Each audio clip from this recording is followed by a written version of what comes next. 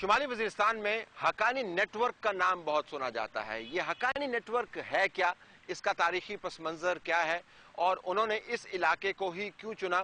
ذرا تاریخ کے اوپر نظر دوڑائیے تو آپ کو پتہ چلے گا کہ افغانستان سے آنے والے یہ تمام کے تمام لوگ شمالی وزیرستان میں گھر کیوں کیے ہوئے ہیں.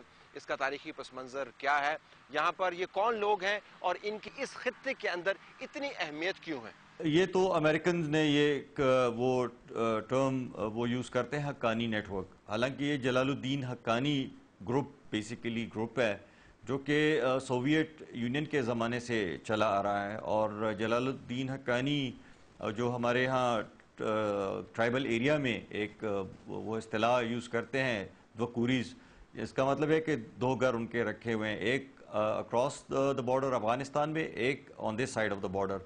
اب حقانی نیٹ ورک جو ہے یا حقانی جو گروپ ہے وہ جلال الدین حقانی صاحب تو کافی ضعیف ہیں, تو ان کے بیٹے ہیں سراج جس کو وہ خلیفہ کہتے ہیں, سارے ٹرائبل ایریا میں ان کو خلیفہ کے نام سے جانا جاتا ہے, وہ ایکٹیو ہیں. اور وہ ان کے جو ہیں پھر طالبان پاکستانی طالبان کے ساتھ ان کی وہ ہے ایک ان کا ایک نیٹ ورک بن چکا ہے. تو it's a two way relationship basically. دونوں کو ایک دوسرے کی ضرورت پڑتی ہے. حقانی کو for shelter and support, logistic support, manpower, fighting force, اس کے لیے حقانیوں کو ضرورت پڑتی ہے. اور لائک وائز یہ جو ہے تو for ideological reason and for other reasons جو ہمارے والے طالبان ہیں دے لک اپ ٹو دی حقانیز. تو یہ ایک نیٹ ورک بن چکا ہے اور اس کی وجہ سے پھر حقانی جو ہے وہ صرف خوست اور پکتیکا ان علاقوں میں نہیں آپریٹ کر رہے ہیں. یہ ان کی ریچ کافی زیادہ افغانستان میں ڈیپ اس تک جو ہے ان کی ریچ ہے, جس کی وجہ سے امریکہ کو بڑی پریشانی ہو رہی ہے.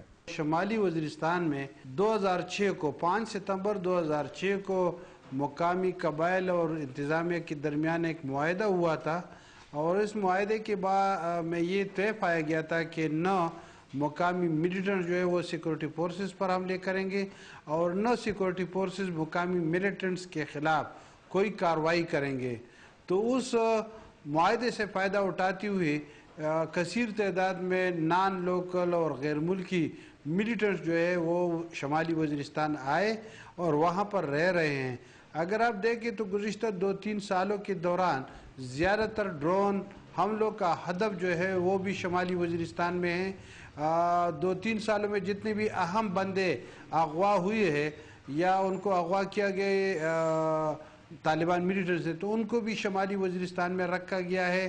وہاں پر جاسوسی کے الزام میں بہت زیادہ لوگوں کو قتل کر دیا گیا ہے, وہ بھی شمالی وزیرستان میں ہوئے.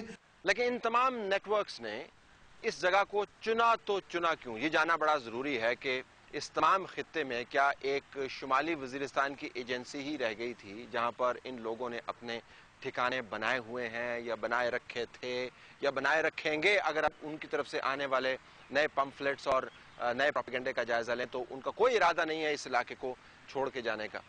اس کا ایک تاریخی پس منظر بھی ہے جو جاننا بہت ضروری ہے کہ اس علاقے کو ہی کیوں چنا گیا.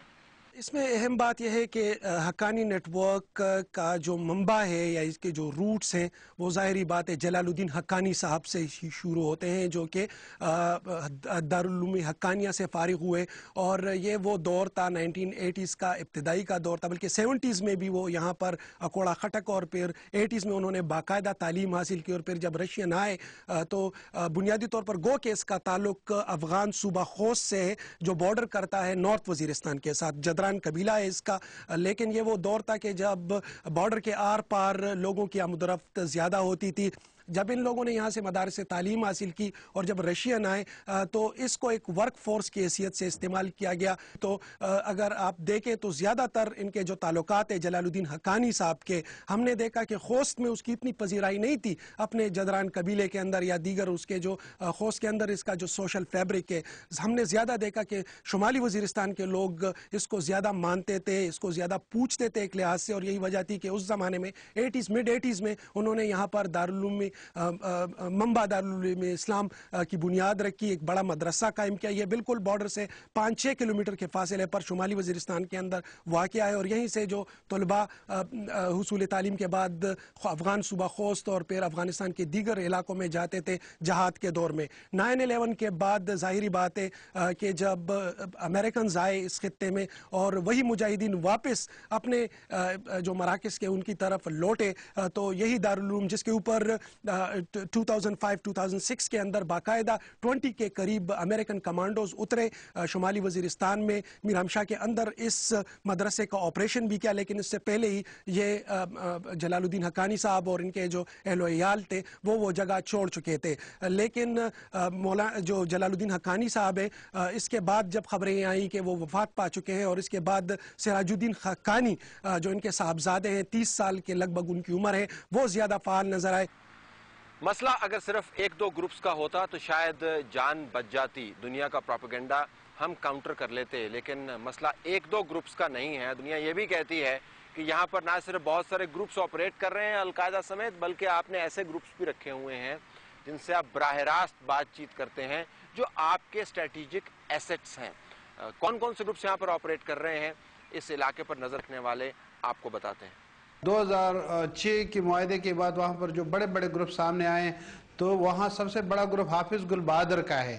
حافظ گل بہادر جو ہے نا، وہ تحریک طالبان کا حصہ نہیں تھا، مگر تحریک طالبان کا اتحادی تھا، اور بعد میں ان کا صلح ہو گیا، اور وہ بھی اس 3 ممبر کمیٹی جو بن گئی تھی اس میں شامل تھا، جس میں بیت اللہ محسود تھا، حافظ گل بہادر تھا، اور جنوبی وزیرستان کے وانا ریجن کا ملا نذیر بھی اسی میں شامل تھا. حقانی نیٹ ورک کو، جس کے آج کل سربراہ ہے سراج الدین حقانی، اسی کے ساتھ بھی ان کے بہت اچھے تعلقات ہیں، اور ملا نذیر کے ساتھ بھی ان کا براہ راست رابطہ ہوتا ہے. تو وہاں پر سب سے زیادہ مضبوط گروپ وہ ہے. مگر ساتھ ساتھ اگر آپ دیکھیں تو خوشحالی طور خیل میں ایک دوسرا گروپ ہے جس کو مولوی علیم خان بھی کہتے ہیں.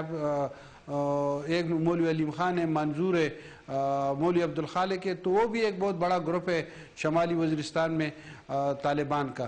اسی طرح وہاں پر پنجابی طالبان جو ہیں، جن کے نام تبدیل ہوتے رہتے ہیں، قاری عثمان کے بعد پتہ نہیں کہ اب کون ہے، مگر وہاں پر یہ جو گروپ ہے پنجابی طالبان، تو میرلی ریجن میں ان کا بھی بہت زیادہ بڑا ہولڈ ہے.